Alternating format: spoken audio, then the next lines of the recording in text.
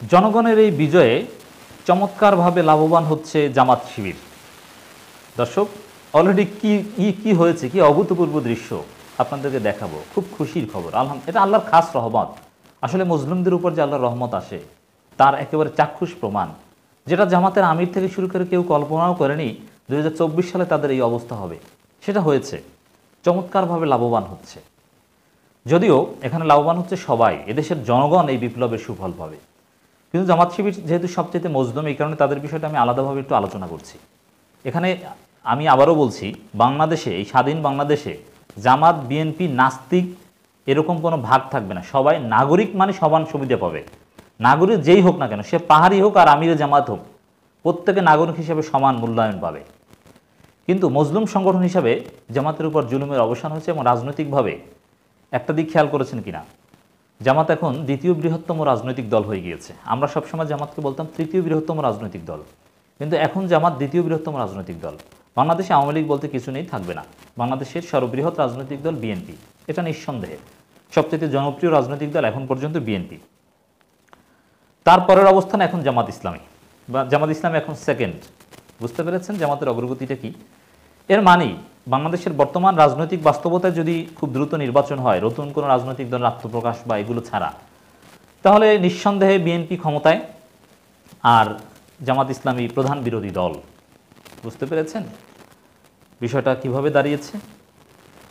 যদিও এখানে প্রধান বিরোধী দল, ক্ষমতাসীন দল, এগুলোতে আসলে কোনো ভেদাভেদ, হানাহানি এগুলো থাকবে না। সবাই এক থাকবে, সবার সুযোগ সুবিধা থাকবে। বাংলাদেশ হবে আধুনিক বাংলাদেশ। ব্রিটেনের মতো কে বিরোধী দল, কে ক্ষমতাসীন দল, এগুলোর কোনো পার্থক্য করার সুযোগ থাকে না।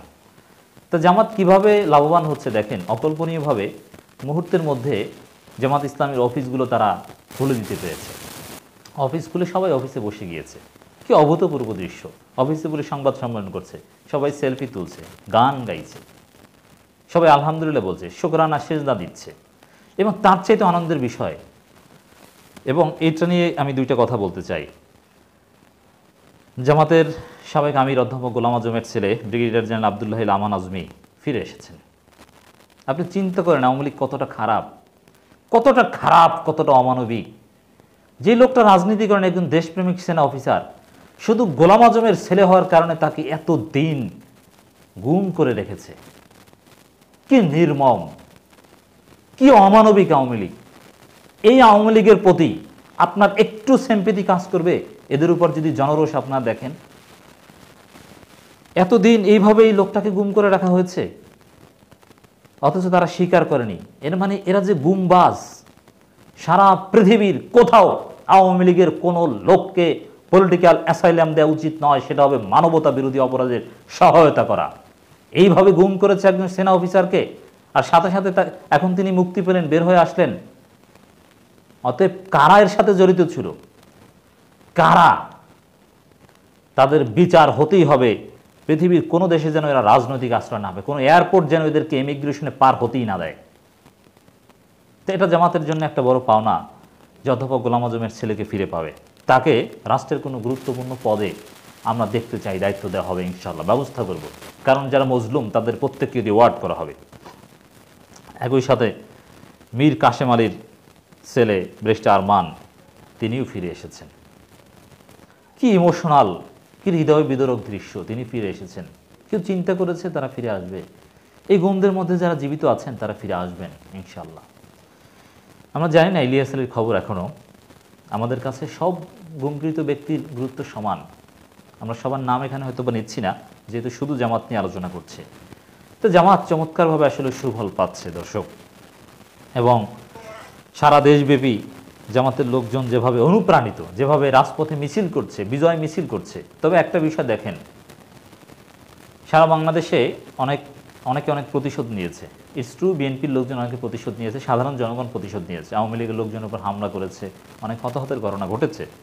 এটা আমরা নিষেধ করি, কিন্তু যতই নিষেধ করি এগুলো ফেরানো সম্ভব ছিল না গতকাল পর্যন্ত। আজকে হয়তো পরিস্থিতি নিয়ন্ত্রণে আসবে। যা হয়েছে এতটুকুই। আমরা একটা হামলাও আওয়ামী লীগের উপর আমরা সমর্থন করি না। আমি ব্যক্তিগতভাবে শুধু শেখ মুজিবের মূর্তির উপর হামলা সমর্থন করি, আর কোনো ব্যক্তির উপর, প্রাণের উপর, জীবিত সত্তার উপর হামলা, কোনো স্থাবর অস্থাবর সম্পত্তির উপর হামলা সমর্থন করি না। এটা জায়েজ নেই, এটা না জায়েজ।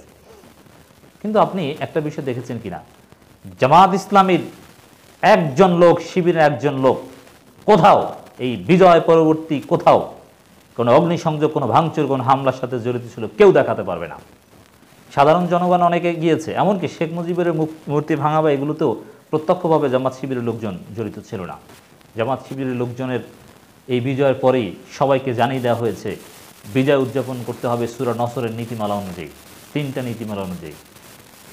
আল্লাহর কাছে ইস্তেগফার করতে হবে, শুকরিয়া করতে হবে, অতি উৎসাহী হওয়া যাবে না। জামাত শিবিরের অত্যন্ত ধৈর্যশীলতার সাথে পরিস্থিতি মোকাবেলা হচ্ছে। অতএব ইসলামপন্থী দল অমুক তমুক সেগুলো আর কি, জামাত ইসলামী টোটাল দলের মধ্যে সেকেন্ড হয়ে গিয়েছে এবং আমি মনে করি বাংলাদেশে সেকেন্ডই থাকবে তারা। ফার্স্ট হওয়াটা কঠিন, বরং তারুণ যদি নতুন কোনো রাজনীতির বিকাশ হয় সেক্ষেত্রে বরং বিএনপির জায়গা দখল করতে পারে নতুন কোনো দল, ফার্স্ট হতে পারে, কিন্তু জামাত সেকেন্ড থাকবে, যেটা জামাত কল্পনা করেনি। এখন অন্যান্য একটা বিষয় দেখেছেন কিনা, চরমোনাই বা অন্যান্য ইসলামী দল বা যাই হোক না কেন, এতদিন যত গুরুত্ব পেত আওয়ামী লীগ ক্ষমতায় থাকার পর এরা গুরুত্ব পাবে না ক্যাম্পাসগুলোতে কোথাও। এখন দেখবেন যে শিবির, ছাত্রদল বা ইত্যাদি ইত্যাদি, বা এই ভিপি নুরের দল বা তারুণ্যের প্ল্যাটফর্ম বা এই বৈষম্য বিরোধী ছাত্র আন্দোলন, ওরা যদি কোনো দল টল করে, চরমোনাই এটা থাকবে ছোট দল হিসেবে, কিন্তু এতদিন যেভাবে গুরুত্ব পেত সেভাবে গুরুত্ব পাবে না। এটা একেবারেই স্বাভাবিক হিসাব নিকাশ। এর মানে এখন দেখবেন চারদিকে শিবির আর শিবির, জামাত আর জামাত।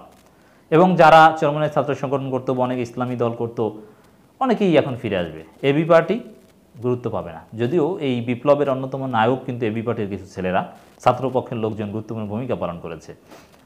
তো এবি পার্টি যেহেতু সাবেক জামাত হিসেবে তারা একটা হোঁচট খাবে, নাহলে তাদের ভবিষ্যৎ ভালো ছিল। যাই হোক, এখন বাংলাদেশে জামাত ইসলামী হিরো, জামাত ইসলামী হিট। আপনার দলে দলে জামাত ইসলামীতে যোগদান করতে পারেন, ইজা জা নাসরুল্লাহি ওয়াল ফাত।